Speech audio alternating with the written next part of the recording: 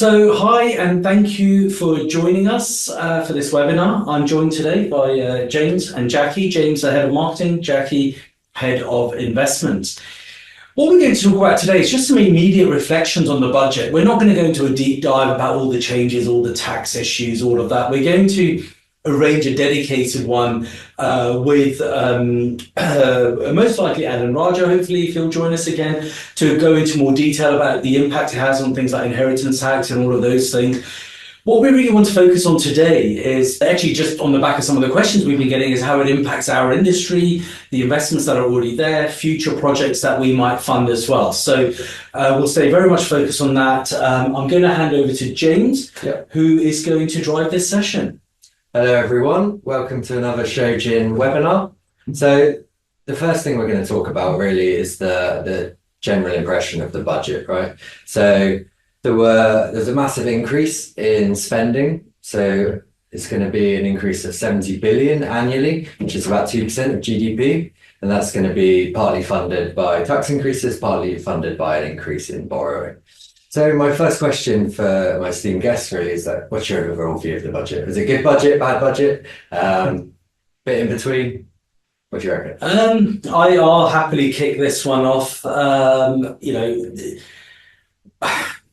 Given we're on a public forum, I should probably hold myself back a little bit and just say, I would have liked a very different budget. I think what Reeves did was pretty much what we would expect from Labour. They came in, they were banging on about their big black hole, and then they went and not only filled the black hole, but kind of filled up a hell of a lot more. I think in the run-up to the budget, they were doing a lot of expectation management, and some of the things they were throwing around, like increasing capital gains tax to the same as level as income tax, I think that would have just been crazy and would have blown up the country, if anything.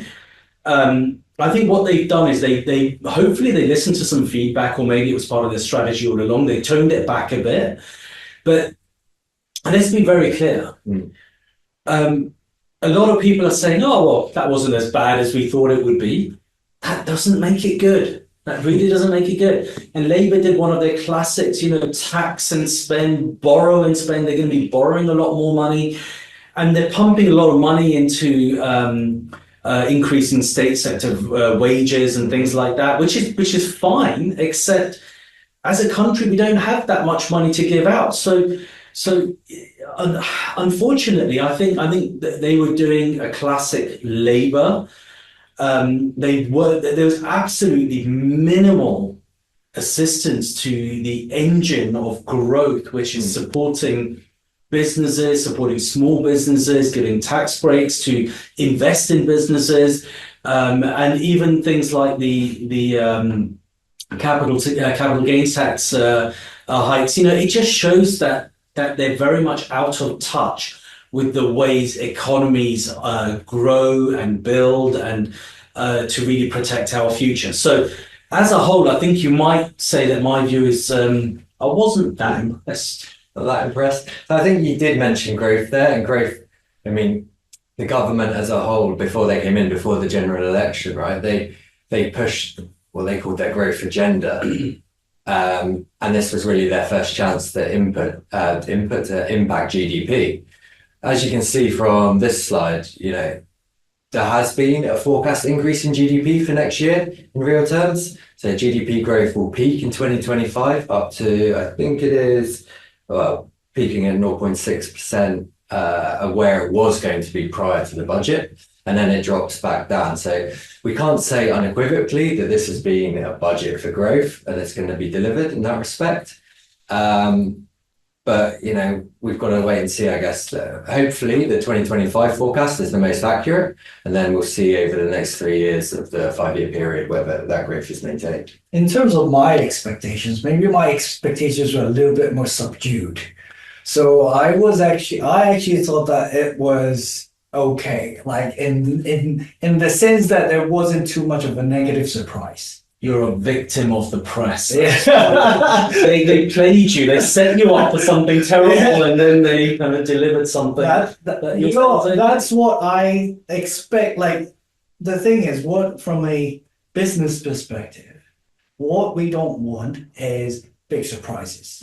Like from a business perspective, I think from a market perspective, just let us get on with it. Like you don't surprise me, don't overdo it, don't do too much, don't do too little. Set the rules of the game, and businesses market will find a way, capitalists will find a way. So that's how I see it, and I just thought like there are some disappointments in the taxing that we just discussed, but not hugely. So in my sense, I actually thought, yeah, it was a slightly negative to it, but it's not too bad. So can you go back to that graph you had on the second one on GDP growth? Yeah. Okay. So Jacky, that, in my view, this reflects exactly what you've just said. The reason you're seeing that big uptick into 2025 is we now have certainty. It wasn't as bad as people thought it could be, which, it could have been a lot worse.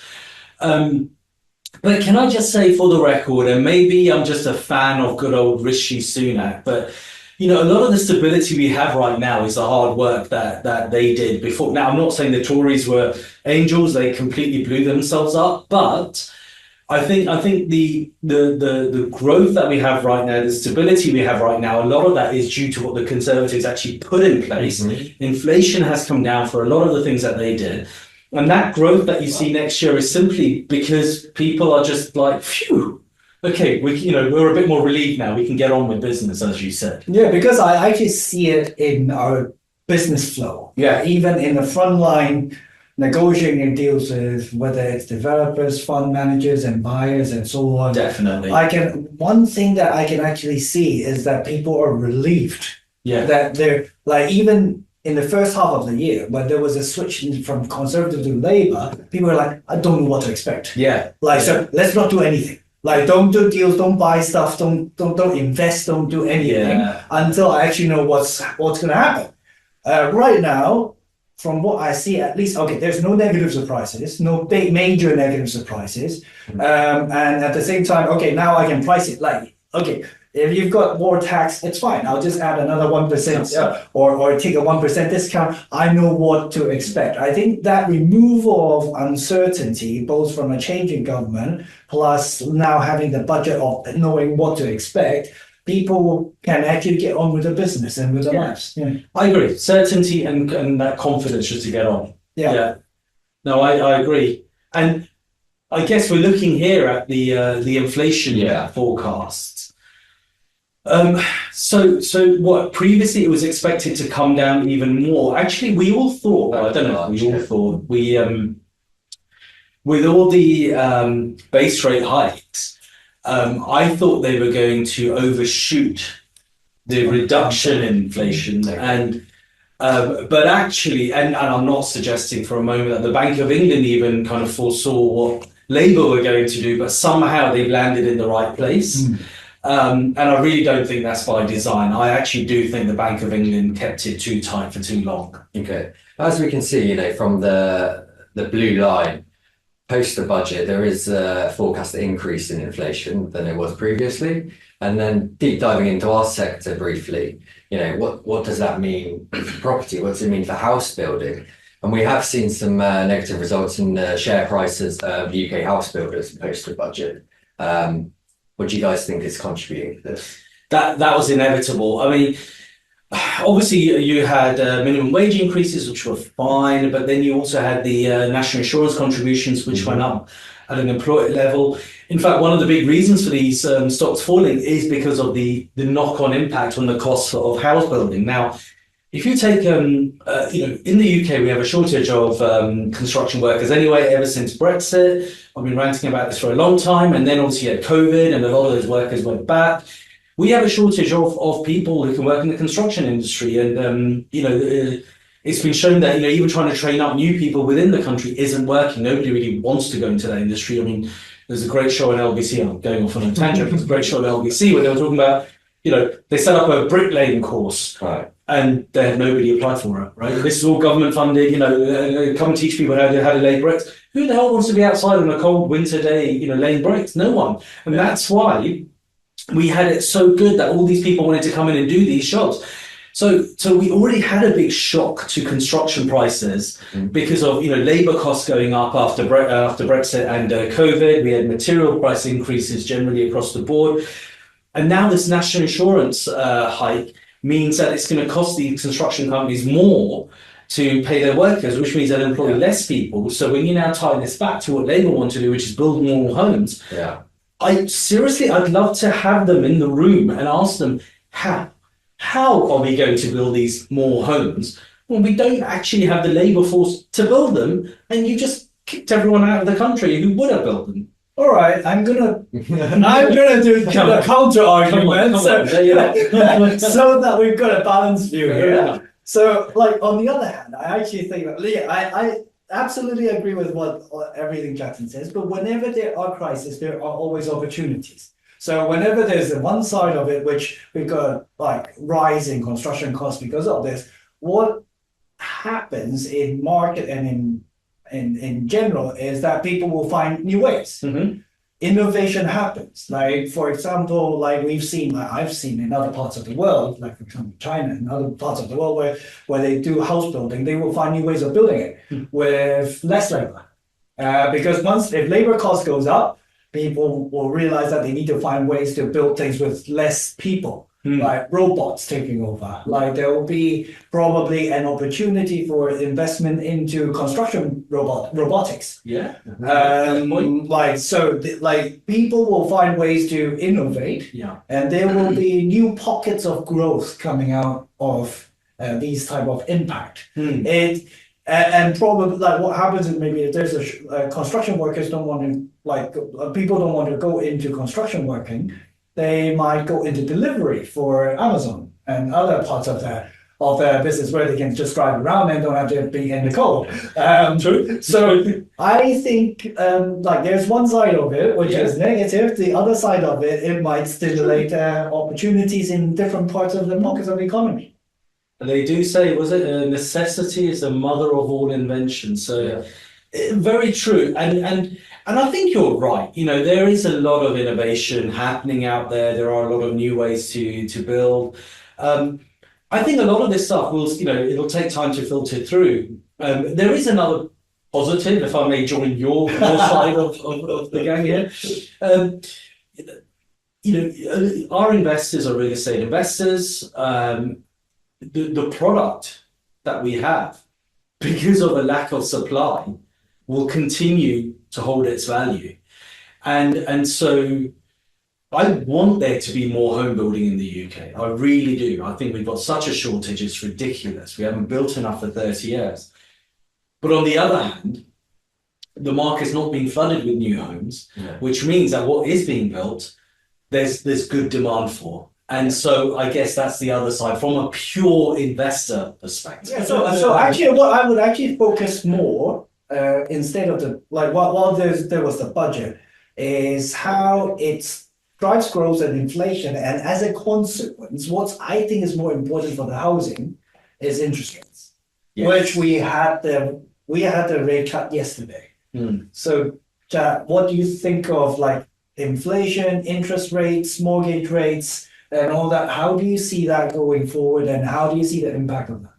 So let's talk about interest rates. Let's talk about how this all feeds in or feeds through to the home buyers. Base rates came down yesterday by another quarter point, which is great. Very much expected. The problem in the broader market that we're seeing at the moment is 6 months ago, you'll notice that actual lending rates came down quite a bit. I think you were able to get 60% loan to value home loans at about 3.8%, which was 3.7 even in some cases, which was great. It's the lowest it had been for a while. But that's actually creeping up again, despite the base rate dropping. And the reason for that, and the general view in the market, is it's a money supply issue. In the background, you have got these kind of bits of quantitative tightening going on as well, but basically there isn't as much money flowing into the market. And maybe this is a global thing as well, which would have meant, banks, when they make mortgages, they're actually borrowing on kind of long-term interest rates. Those long-term interest rates aren't that low. And in fact, I just want to say this for the record. We had a webinar at some point about a year ago, and there was expectations of rates coming down to about 2.5%, I believe. And I'd like to just say that I said there's absolutely no way that will happen, and I was right. Because now, if you look at the expectations, it's not going to come down that low, because when you put all the various factors together, the market isn't awash with money. Long-term rates are higher than we all thought they might be. There's a lot of issues in the world, and all of this means that we'll still probably get another cut, maybe two, over the coming months. But the actual mortgage rates are not going to plummet anytime soon. Now, the good note is that banks are lending. And mortgages are available. They're being a colossal pain in terms of all their various affordability checks and so on. And I'm sure many of you will remember this. A decade ago, you could just say, anything you wanted, and they'd probably lend you 75% and, not question it too much. That's all changed. There's a lot more. Banks are under a lot of pressure to make sure that they do proper affordability checks. So, for example, if you have children, you automatically get a reduction in affordability. So it is, they're being ultra prudent at the moment, which isn't necessarily a bad thing, but it does mean that a lot of people who've gotten used to borrowing fairly easily, that's not really happening. But banks are lending. Yeah, and that's shown here really by mortgage approvals have returned to their pre-2020 average, right? Exactly. Stabilizing in that respect. Absolutely. And in fact, I don't know if you have a graph on this about who those borrowers are. Do you have that? No. Okay. So I did my research on this, and there's a hell of a lot of first-time buyers. Okay. And this is actually where a lot of the growth is expected to come. Obviously, later buyers, or actually, I say first-time buyers, the sub 500K market, and for obvious reasons, that is the biggest market. But it's also, when you take this and you overlay some of the recent research from Barclays and Halifax and so on, they're all talking about a lot of the growth happening or in pricing happening outside of London and the southeast. So in the northern cities, for example, Manchester, Leeds, Leicester, Birmingham, Nottingham, all of those kind of areas. And I think what's happening is, from an affordability perspective, those places are obviously much more affordable. But what's also happening is now you've got this momentum going up there, where you've had enough new development, it's attracted enough new talent, enough companies are positioning themselves up there. So now you have, in the old days, people would move to London for a number of factors, the restaurants, bars, arts, all that kind of stuff. Now, actually, you have all of that in places like Manchester. And so that's where they're expecting a lot of this growth now to be happening. Okay, great. So I think we've talked generally about the budget and our overview of where it leaves the property market.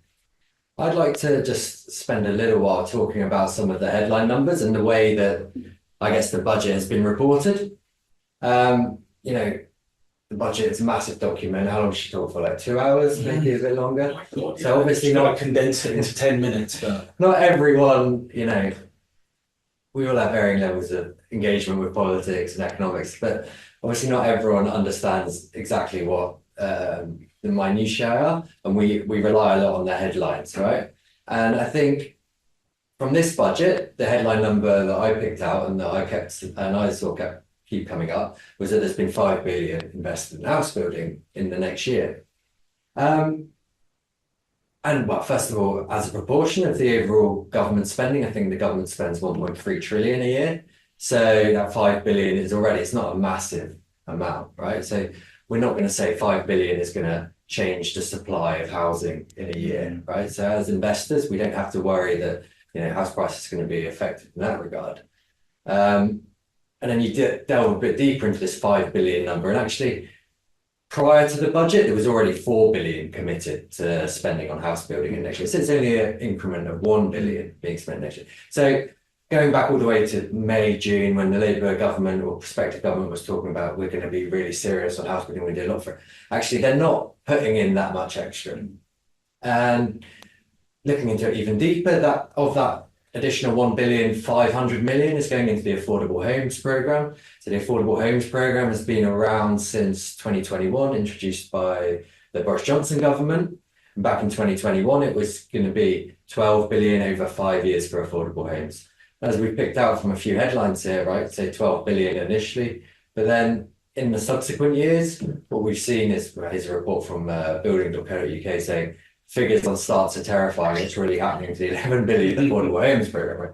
Right? So that money, that supply side, measure isn't necessarily being felt on the ground. It's not going into completions. Not even really trickling down into new starts, right? So I think what I just wanted to touch on was, we can all see the headline, we can all hear 5 billion, and it feels like a lot, but when you look a little bit further into the numbers, it shouldn't really make any impact on the market as it is.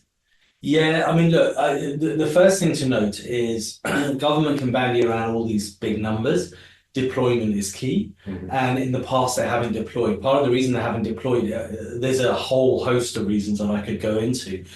But, they struggle to put the money where it will add the right value. They often allocate this money through kind of intermediaries, obviously Homes England, that then gives it to people like, Lloyds Bank, who then kind of lend it on. And the second thing is they have certain criteria, and often the homes are not really being developed in the places where you've got the highest traffic, if you like. Yeah, well, this was from BBC News earlier this year. I don't know if viewers can see it, but the headline is "No affordable homes started in past 2 years under new schemes," and that's BBC London. So there you go. Can I give the positive spin again? Go. It's good to have this balance. So another way actually I see in the front line, like right at the front, like on this part, is that removing the uncertainty again, like that, because I've noticed back in Q2, like before the change in government, like nobody was doing anything, like in terms of like affordable housing. That's pointed here, like, but I've seen in the last 2 months considerable pickup in activity by councils, home offices, and so on, in terms of making rental offers for affordable housing. So what I've heard from the industry participants is that before the change in government, everything was stopped. Yeah. And then after the change in government, people were waiting for this budget. Basically, because even the councils and everybody, they were waiting for how much money they can actually deploy and what they can deploy into. So what this does is now, it doesn't matter how much it is, but what it changes is that people can now get on with it. And what they've held back in the last 6 months, now they're going to put it back into action. The economy will move again. So actually, on the positive side, I am expecting this quarter to start seeing things picking up, because once rental offers comes in, what it does, or even acquisition offers by housing associations, for example, what this does is that it will unlock liquidity for the real estate developers. Refinancing will happen as well. Like, because I think we've also seen within our portfolio and outside of our portfolio, we've seen some developers trying, part of the plan was to sell off some affordable homes. Mm-hmm. Part of the plan was to rent it out and then get a refinancing exit. Mm-hmm. So these things didn't happen in the first half of the year because everyone was frozen and knew that there was going to be a change of government this year. Yeah. So everybody was waiting for the change of government to happen and the budget by the new government to come in so that they know what to do and how to make it and get on with it. So I am expecting whatever that was stuck or actually it was frozen in the first half of the year should start moving down in the next 3 to 6 months. And I think that is absolutely right. And then it unlocks, more development, hopefully in the private sector, which, and it all feeds through. And I think just to kind of add to that, we have been speaking quite a bit with people in the political sphere, if you like. the reason we haven't been building enough homes for the last 30 years, obviously planning has been a nightmare. Have you got something on planning? We're talking planning Oh, again, fantastic. just to illustrate your most recent point. We all know that the net additional dwellings target of 300k has been missed by successive governments, have been nowhere near close for the last 2 decades. Yeah. So we just have to consider what's being done to change that. Well, they talk about the planning, yeah. rejigging the planning. And so this is the timeline where we are in planning. Labour made a big thing about planning going into this election. They launched a public consultation on a review of the National Planning Policy Framework back in July. That consultation is now over, and we're expecting government to respond between now and the end of the year, and then for a planning and infrastructure bill to come through Parliament. But we were talking about this the other day, and you mentioned to me that this isn't the first time you've seen proposed planning reform from a British government. So they almost repeat the same thing every couple of years. Yeah. The reality is, despite what they want to do, they're always going to be battling with NIMBYism, right? NIMBYism is the classic not in my backyard development. A classic anecdote is the Tories won a landslide election under Boris Johnson. So they had a lot of power. They then tried to push through development of a whole load of homes in, was it Amersham or Chesham or one of those areas? Basically a nice leafy kind of, I don't know if it's a London suburb or just outside of London, just outside the M25. Anyway, they got so battered. I mean, this has been a Tory stronghold for as long as people can remember. And the people there were so annoyed that they actually voted out the Tories at the next local elections. That's how annoyed people were. The fact is, governments are only as strong as their supporter base. And I'll be impressed if Labour manages to bulldoze through planning reform and pushes through new planning approvals on these nice kind of areas surrounding London, the Green Belt and so on.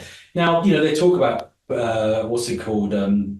Brownfield, and I think there was a new one. It was Greyfield or whatever. So there's a lot of land that can still be developed. But this now brings me nicely to my second point. You see, a big part of the problem is this focuses on what I would call mega schemes. Mega schemes take years to put together, and firms like Lendlease, for example, spent I think 5-6 years working on a mega development in Haringey, to regenerate the whole town centre area, only for Corbyn to come in at the last minute and scupper everything. So this was several years ago. And this is the problem with mega schemes, right? You're never quite sure where they'll go. The quickest way to unlock more homes is by unlocking small and medium-sized sites.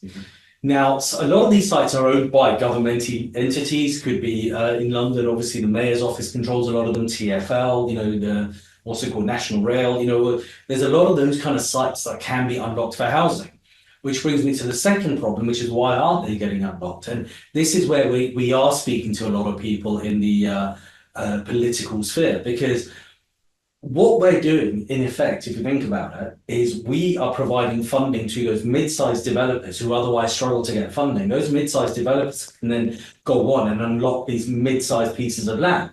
So there's a very easy way to do this. And in my conversations with these parties, we're talking about actually identifying land in particular areas, let's say London. Right? There's a lot of land that can be unlocked, and I don't know if they call it greyfield or brownfield, but it's basically, it's land that can be used to build on. But because they lack the funding, that's where we'll come in, and then they'll provide us support to back the developers.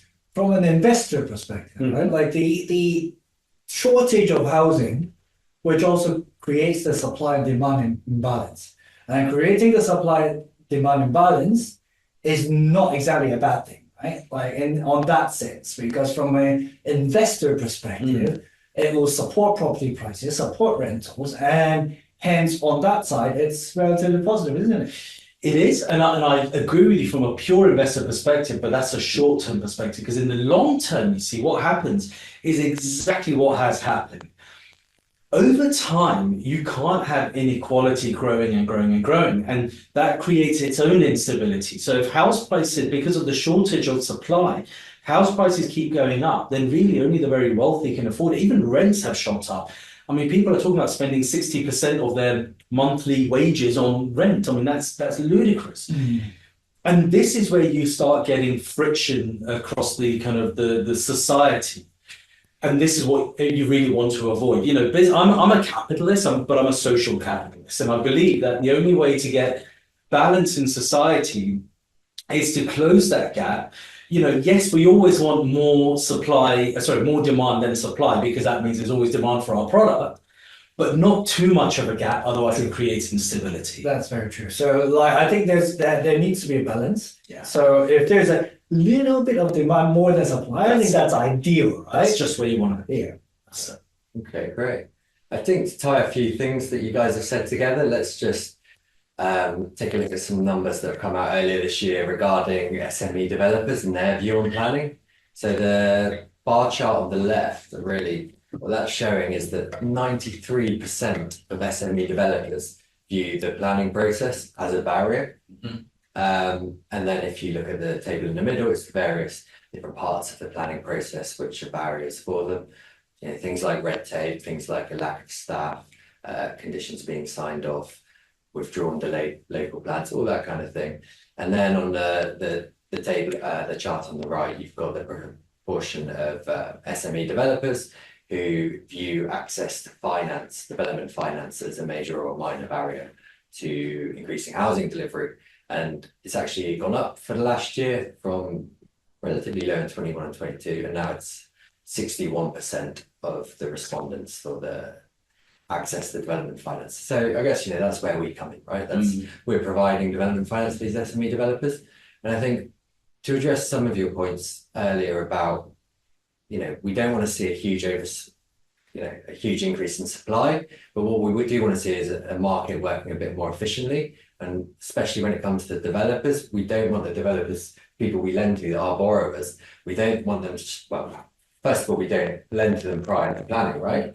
But they might have planning on the project that we're lending to, but we don't want them wasting their time and their resources trying to get planning approval for further projects, right? absolutely. So the benefit there is for benefit for Shojin, benefit for our investors. It means the developers are doing what they do best, which is deliver projects, and they're not caring about or not spending as much time on the planning process.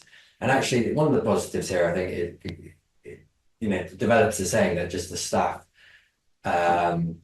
resource shortage at local authorities is hampering them. Well, that is something that the government is trying to solve, right? They have put some money in this budget towards local planning authorities. So sometimes money works, right?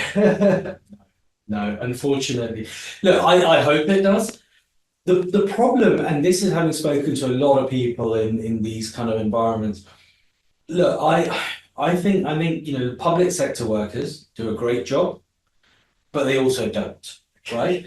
They're extremely inefficient, and I mean extremely.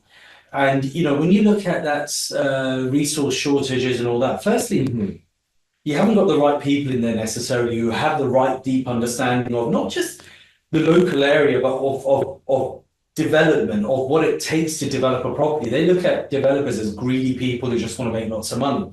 But that's not actually always the case. Yes, of course they want to make money like any business, but you know, these guys need to understand the commercial realities of developing, and it's a high-risk business for developers.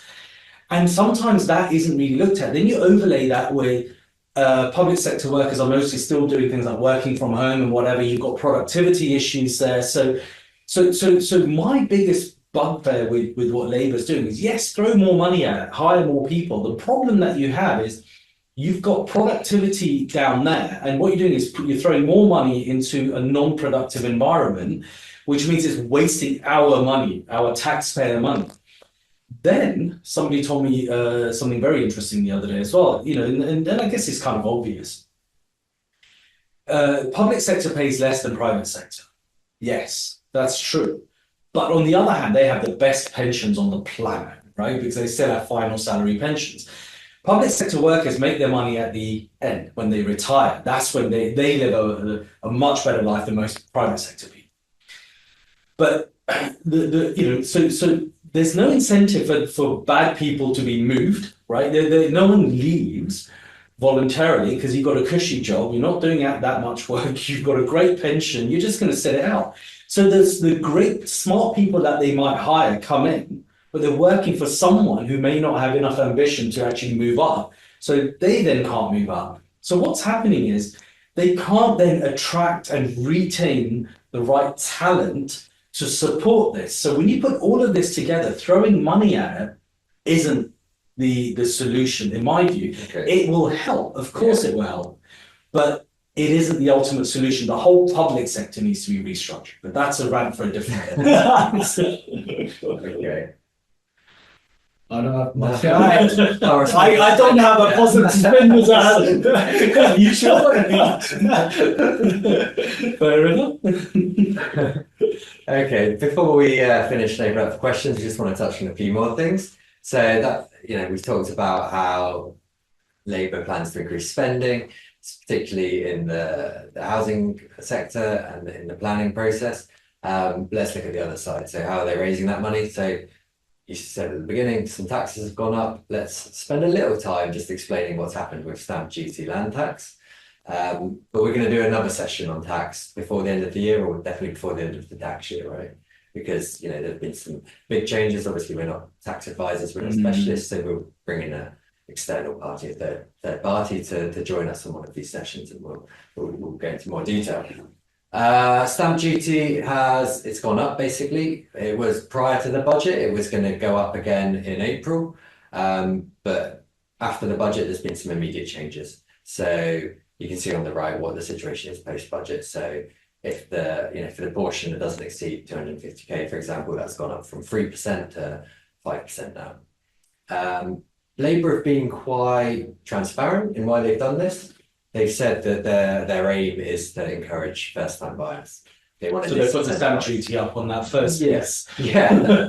They want to. I think the wording they use in the release is disincentivise, additional homes. So Additional homes, yeah. Yeah. Any thoughts on that? How that's going to impact the market? Do you think they'll be successful? I mean, it's I guess. It's Well, I mean, look, I think one bit, I don't know if this one does, because this only shows the additional homes, but they've also increased it.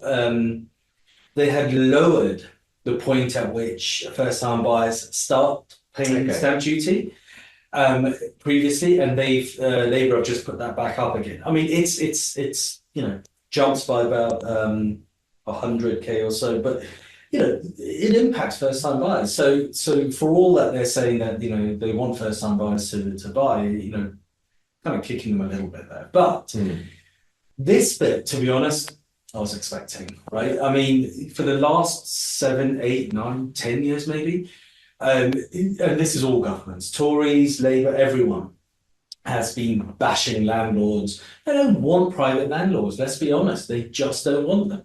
They want institutional build-to-rent schemes like they have in Germany or the US or whatever. The problem that I see is the transition period. So many landlords have quickly sold properties, myself included, right? Because it doesn't make sense to be a landlord anymore. And this disincentivizes landlords even further. But the build-to-rent stock isn't quite there yet. So renters are getting squeezed in the middle.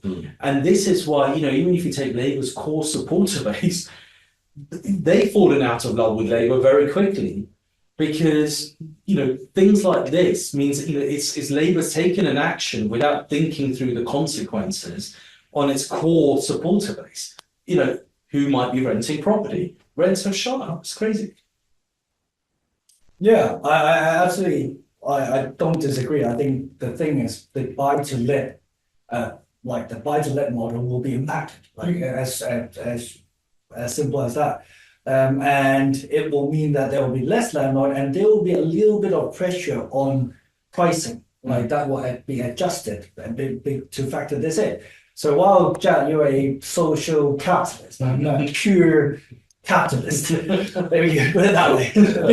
So I'm a pure capitalist, and what I believe will happen is that people will just factor in the pricing. Yeah. And they'll So get- it will just go back into the pricing. What this means is that whoever has bought already will knock it down. Whoever is not yet bought any properties, they will now factor it into their pricing, and they will get on with it because Absolutely. it will just be factored into there. Yeah. And in terms of the impact on the bigger blocks that we're operating, I increasingly see demand from institutional investors, family offices looking at property transaction at SPV levels instead of in terms of at a property asset level. So there will be more demand on ways to market will always find its way. Yeah, of course. Put it that way. So market will always find its way to be able to adapt to it, whether it's from a pricing perspective or from a structure perspective.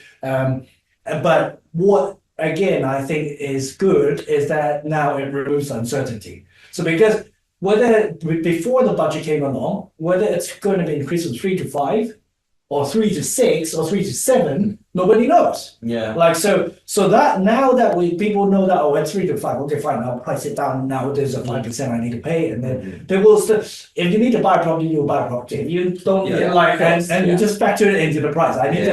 But now I know what I need to pay. Yeah. So I think that's also very important. Yeah, I agree, and I agree. Market will always find a way through. It's just a shame that the people that suffer in between are the very people Labour are supposed to be trying to help. But like you say, we'll find solutions. The world will carry on, and this market's not going to die a death. It's just that people coming into it will come in very conscious that this is the new reality.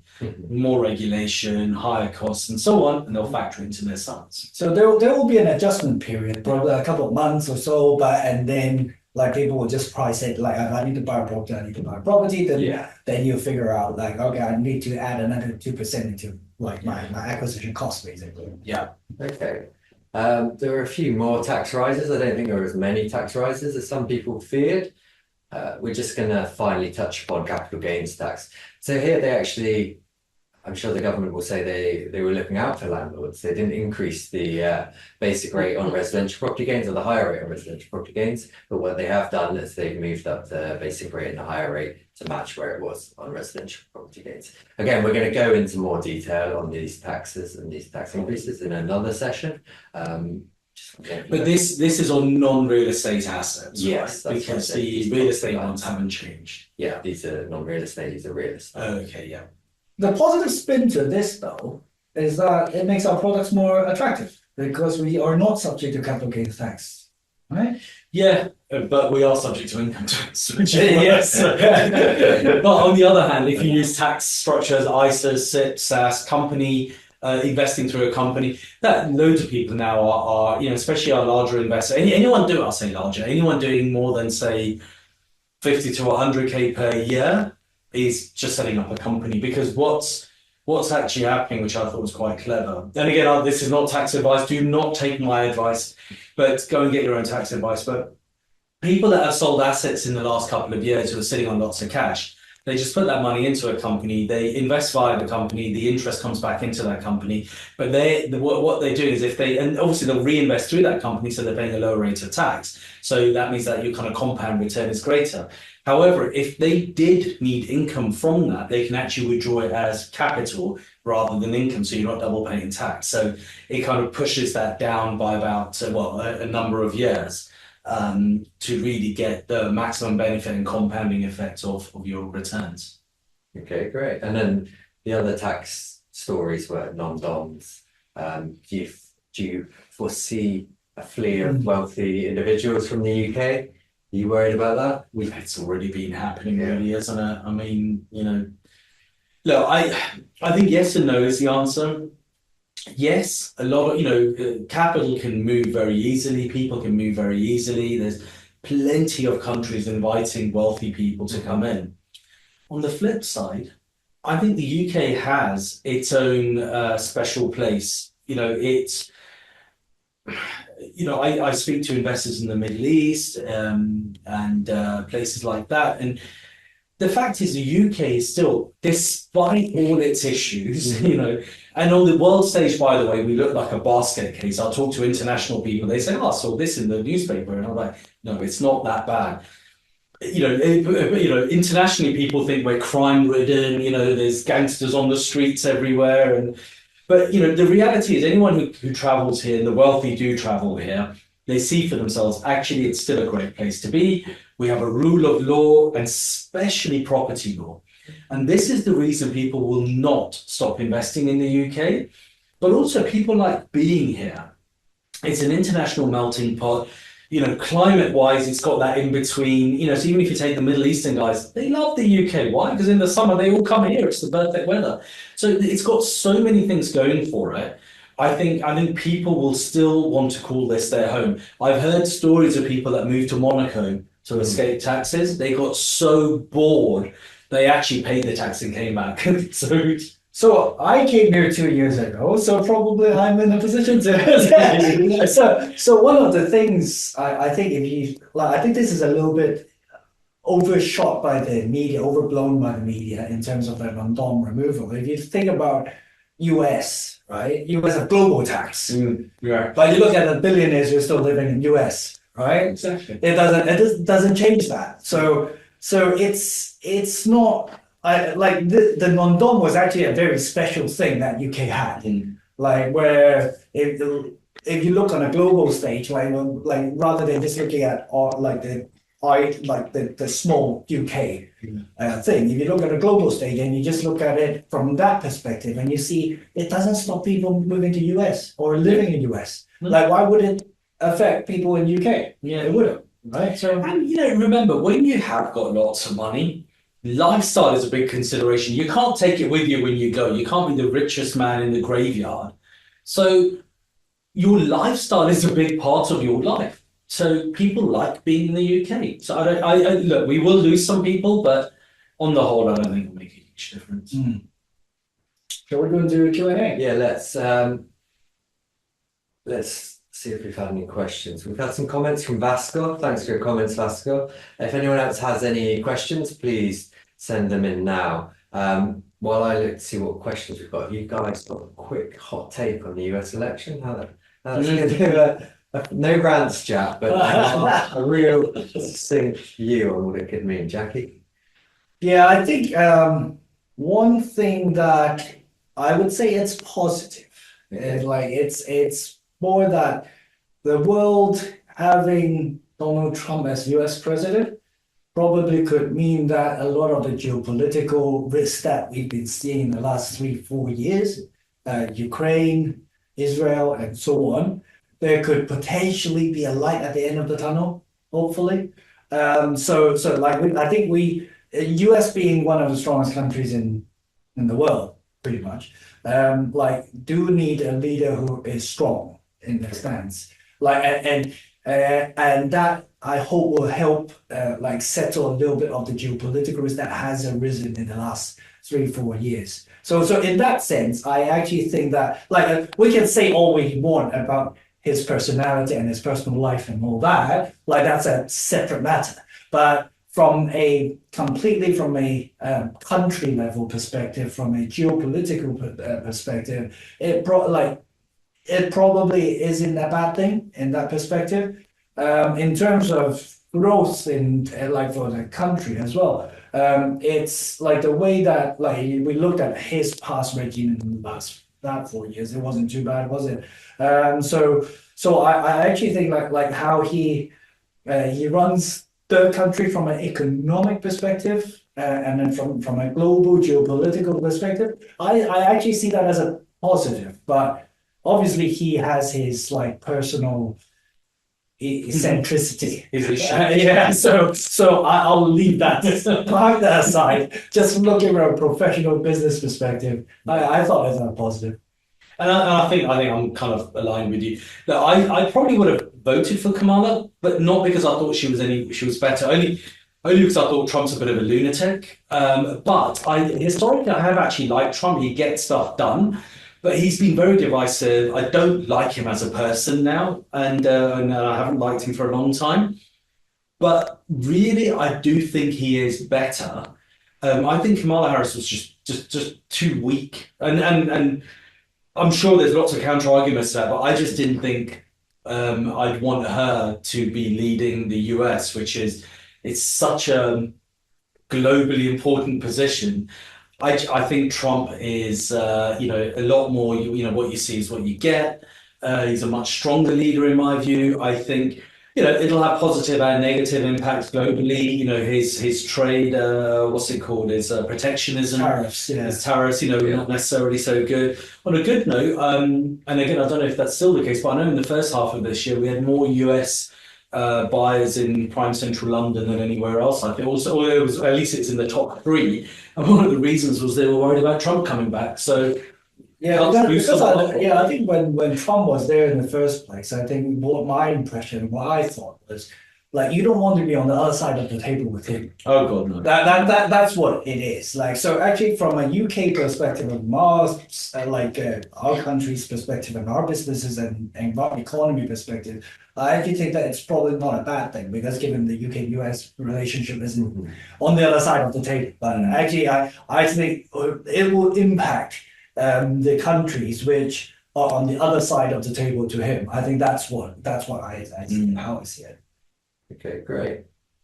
We haven't had many questions. I'm going to read out a comment from Vasco. If anyone does have any questions, we've got 7 minutes left, so feel free to type them in now on the chat.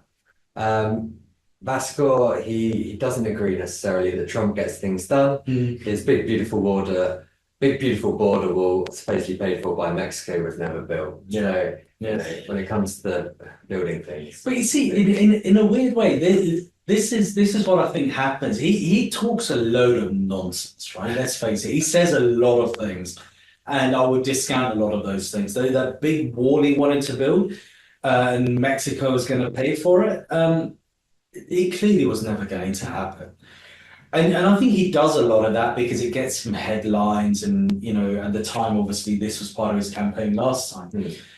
But I think what he does get done is, if there's something that truly, he believes that has to be done, and it's in the interest of the US and so on, from what I've seen, he does kind of push that through. Let's be honest, the Mexico border thing is and is not an issue. It is an issue, of course. The whole migrants thing is a big issue for them, like it was, when the Brexit stuff was going on. Yeah. But as we've just spoken about earlier, there are two sides to that. Those migrants also bring in the labor that you need to do a lot of jobs. And, a lot of that saying, what a lot of those migrants were doing here, those Mexican immigrants do in the US, right? So it's a mixed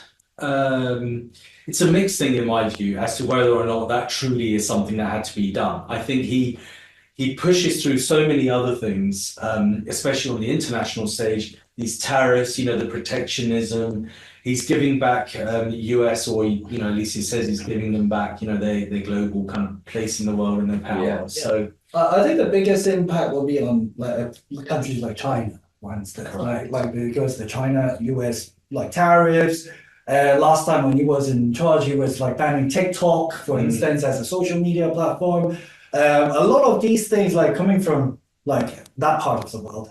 I actually think that he sees things very clearly. He understands the international parts of the business, where a lot of the things that he stands up against, for example, he keeps on claiming, for example, TikTok is owned by the Chinese government and all that, and Huawei with national security issues and all that. My view from that part of the world is that it's all true. So that's my view. And I actually think that how he's actually protecting his people is actually not a bad thing, in that sense. So a lot of these things, it's actually, I think I'm generally positive from that perspective. But maybe it's his backroom staff or his government that does all that work behind the scenes, but it does move in the right direction from our population and perspective. But obviously you don't want to be on the other side of the table with it. That's the thing. Yeah. We've had one more question from Josh. Josh asks, what's our general confidence levels going forward with this budget, with this new government, etc.? Jack, I know you've spoken about the benefit of stability, that now the election's over, Like a lot of countries around the world, the incumbent government got thrown out, but the new government, they've done their budget now. What do we think? I mean, so really, no, I actually totally agree with Jackie. You know, all we want is stability, certainty. You know, people like to know what's coming. The budget's now done. You know, they've taken their pound of flesh from everyone. You know, we know where we stand now. We know what we have to work with. So I think from that perspective, it's only positive. I think the other good thing is you still have, you know, Labour's only just come in after, how many years has it been? 14? I can't remember now. Yeah, 2010. Is it 2010? Yeah, so 14 years.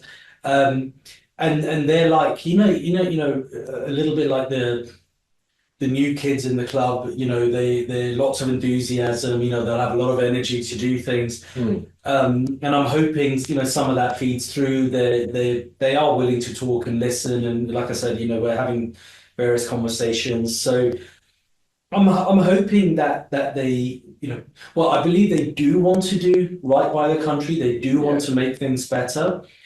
I do think that they need to reach out to business and you know, people that understand, you know, this side of the economy. But I think they are open to it, and so I'm slightly kind of positive on where we go with them now. Like, it's very rare that I'm more optimistic than you are. Like, I'm actually much more optimistic than you are. That I actually think it's very positive, like in the sense because of the certainty, like not anything else. Yeah. Like it's the certainty that we have right now. Inflation, we know it's where it is. Interest rates, we know which direction it's going. Yeah. The budget, we like the government is now in place. All of that, these were uncertainty in the last 12, 18, 24 months where everybody was concerned about and everybody has their debates about what it's going to happen. Right now, everything's in place. So no more concerns on here and there. Like, and everybody, like, I think the market can price things accordingly and will adapt accordingly. And I'm firsthand seeing in the front line that deals are getting done every day now. Like people are making offers for properties, whether it's rental, whether it's acquisition. Like people are like dipping into their pockets to actually do things, where in the last 12, 18 months, people were like sitting back and waiting and see what's going to happen. So I'm actually very positive going into the next 6 to 12 months. Beyond that, obviously, we don't know what's going to happen, but at least US is now settled, UK is settled. Like we now have complete certainty of what's going to happen in terms of political landscape and also interest rate landscape, which I believe is the most important thing. So I actually am very positive going in the next 12 months. Can I just throw, just before we end, I'll throw a little spanner in your works. Germany's collapsing. But, we'll talk about that on the next. You know, that's why German money is coming to UK. I'm That's seeing right. a lot of That's right. German funds doing deals over here. Yeah. Like Germany collapsing is positive for us. There you go. So like, I'm just looking at our country. The silver line. Yeah, from our country perspective, it's not bad. There you go. Okay, good. All right. Cool. I think that's done. That's 2:00. Thanks everyone that's joined us live. And thanks for you, those of you who are watching via the replay. Thank you very much, guys. Thank you. See you later. Cheers. Bye. Bye.